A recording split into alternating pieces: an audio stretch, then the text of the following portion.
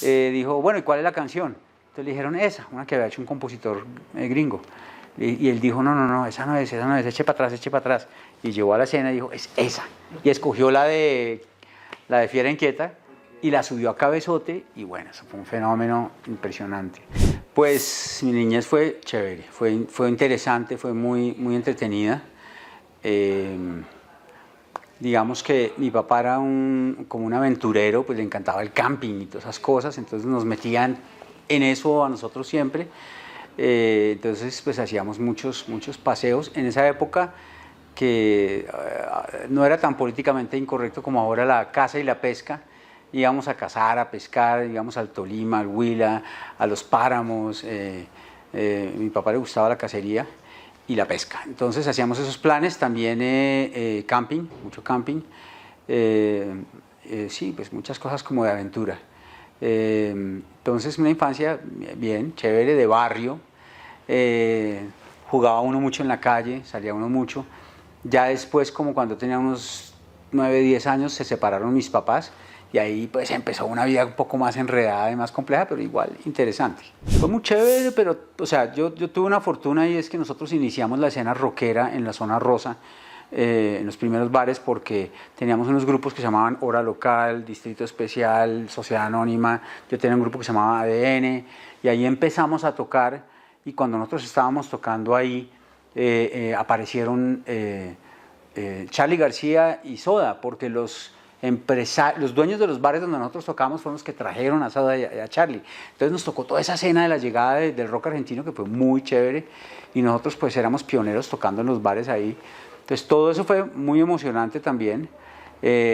También me metí en la música clásica, estudiaba música antigua, violín, también como de mucha tranquilidad, y yo había aplicado ahí a una universidad que se llama Berklee College of Music. Había hecho una aplicación y en Indonesia me puse a estudiar, digamos, para la aplicación unas piezas de guitarra que tenía, y yo había hecho acá antes la dirección en escena de Los Pecados de Inés de Hinojosa.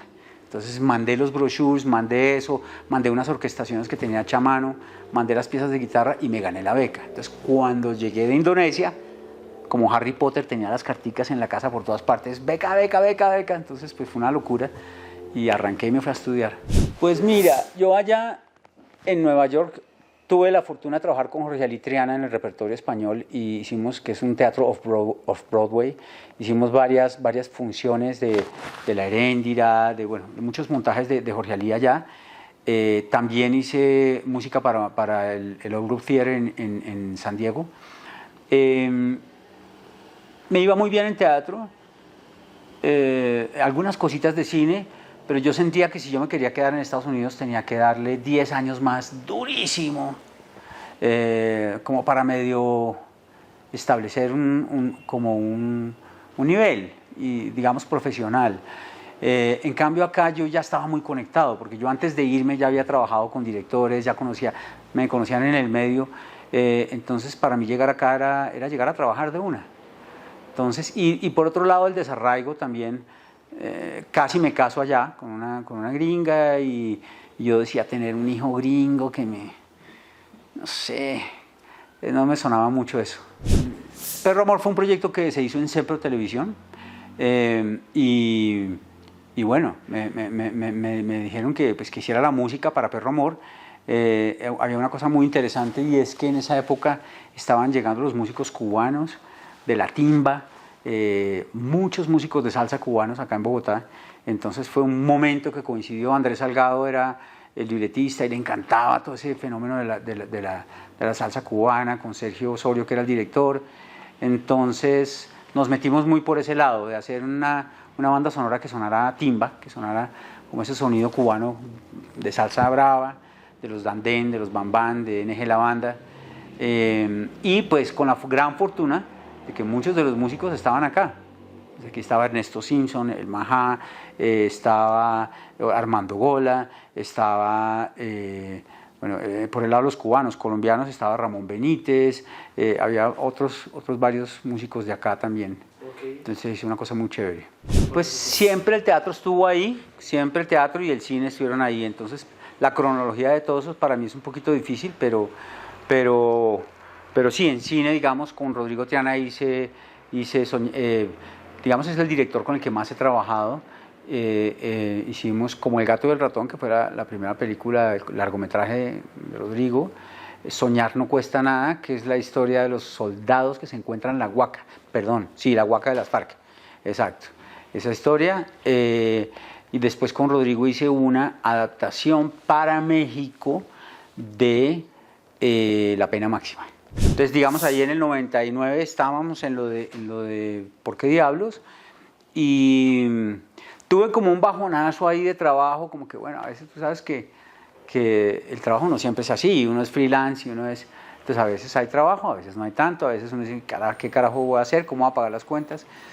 Y en eso apareció RTI, y yo dudaba porque RTI hacía la clásica novela, melodrama, culebrón, y yo no, pues yo venía a hacer otras cosas y ya, no sé, eso no es como lo mío, pero bueno, pero toca hacerlo porque estoy sin trabajo. Gavilanes. Apareció Gavilanes, y Gavilanes fue muy particular porque pasaron muchas cosas muy raras ahí, muy interesantes. Por un lado, la canción no era la canción del Cabezote, era una canción de la primera escena porque Rosario Montes está en la barra, y ahí está Franco abajo, y pues ella está bailando vaquera, con una música pues como vaquera, con las bailarinas, era una cosa como medio Coyote Ugly, y pues Franco, el personaje de Michelle Brown ahí escurriendo la baba por Sharik León, y entonces pues yo escribí la canción para esa escena. Mírame, ¿quién es ese hombre que me mira y me desnuda? Pues era él que estaba allá abajo mirándola. Y era una canción pues muy para la escena. Pero resulta que en Telemundo, el presidente que era Universal Telemundo era Jim McNamara, en un focus que hicieron allá como los de la obra, preguntó, también hay otra cosa que llaman una upfront, que es como los ejecutivos viendo una predicción del material que hay como para tomar decisiones. En una upfront de esos dijo, bueno, ¿y cuál es la canción? Entonces le dijeron esa, una que había hecho un compositor gringo. Y él dijo, no, esa no es, eche para atrás. Y llegó a la escena y dijo, es esa. Y escogió la de Fiera Inquieta y la subió a Cabezote, y bueno, eso fue un fenómeno impresionante. Claro, Gavilanes, mira, Gavilanes fue disco de platino en Colombia, que es ese, ¿cierto? Disco de oro en Estados Unidos y por ventas en el mundo entero, que es ese. Esto es de Billboard, número 9 en Billboard, que eso es una cosa muy rara, imagínate un tema de una novela en Billboard. Fue 7 semanas número 1 en España de ventas. Fue el tema de fin de año del Corte Inglés, o sea, ellos lo cogieron como canción de la campaña del Corte Inglés para el fin de año, allá por el 2004, 2005. Era la época de los ringtones, que la gente bajaba los tonos para los celulares, entonces 500.000 ringtones en España. Fue un fenómeno pues, de premios que para un cabezote de una telenovela es raro, o sea, es raro, ¿me entiendes? Todo lo que caminó esa música. Por ejemplo, ahorita tratando de acordarme, 2010, 2011, estuvo el Joe, La vida del Joe Arroyo. Eso fue como, sí, alrededor de esos años. Entonces ahí ya empecé como también a hacer otras cosas. Y ahí también viene algo que es clave, y es que a mí siempre me han gustado los musicales, o sea, como la novela que tiene, pues, o un biopic de un compositor o un músico o un artista, y también como especializarse un poco en eso, porque pues hay muchas cosas ahí, hay canciones, hay música en escena, y como pues yo tengo esa experiencia en teatro y cine, pues es algo que me ha gustado mucho, y como siempre con la idea de que eso avanzara, progresara, que siempre fuera tratar de hacer algo más interesante y mejor. Entonces el Joe fue una experiencia muy chévere.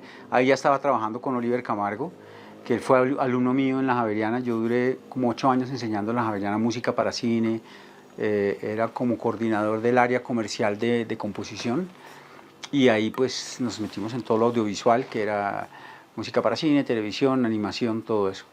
Entonces Oliver lo conocí ahí como alumno y se vino a trabajar conmigo desde Gavilanes, y ahí ya en esa época era coautor y trabajamos juntos hasta el 2018 más o menos. Más adelante vinculamos a otro amigo de él que se llama José Carlos María, pero bueno, lo del Joe lo hicimos con Oliver. Ahí trabajamos con un arreglista que se llama Luis Fernando Beltrán, tremendo arreglista de salsa.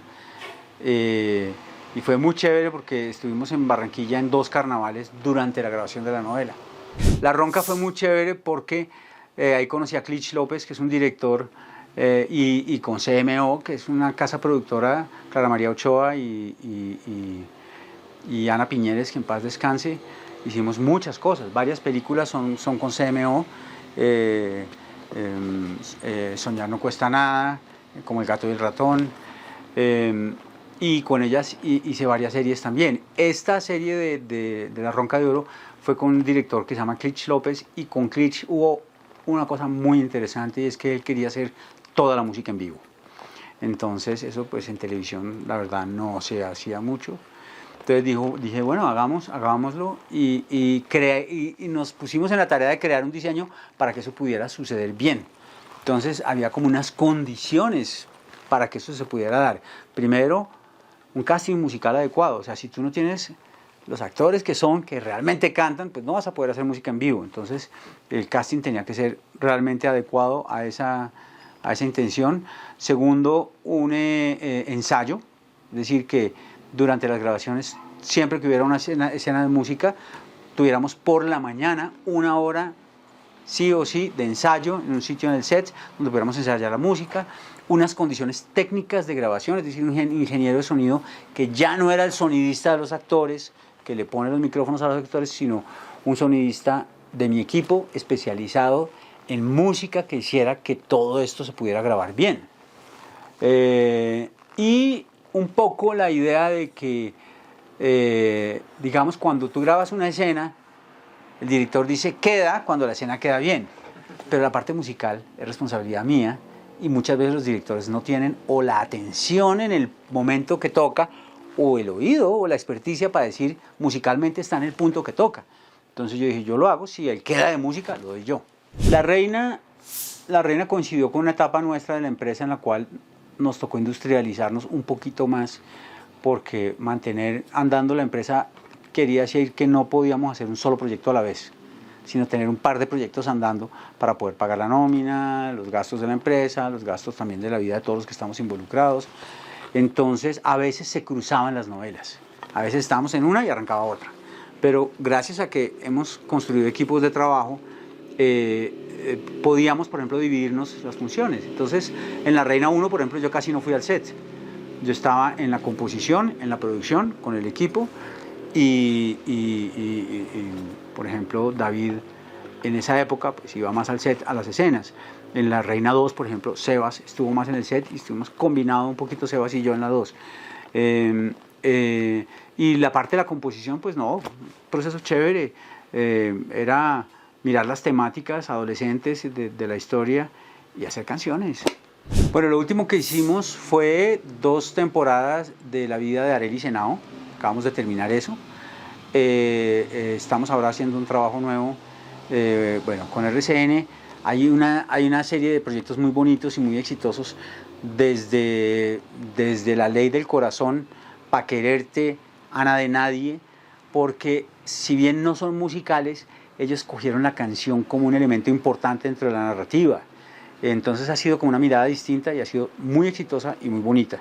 En Ana de Nadie fue especialmente, en Pa' Quererte también. Esas canciones como que se arraigaron mucho en la historia y en el público. Entonces esos proyectos con RCN, ahora estamos haciendo 2ª temporada de Manes, que va para plataformas, y con Caracol estamos haciendo un proyecto nuevo que se llama Escupiré sobre tu tumba, que es una adaptación de una novela de Boris Vian.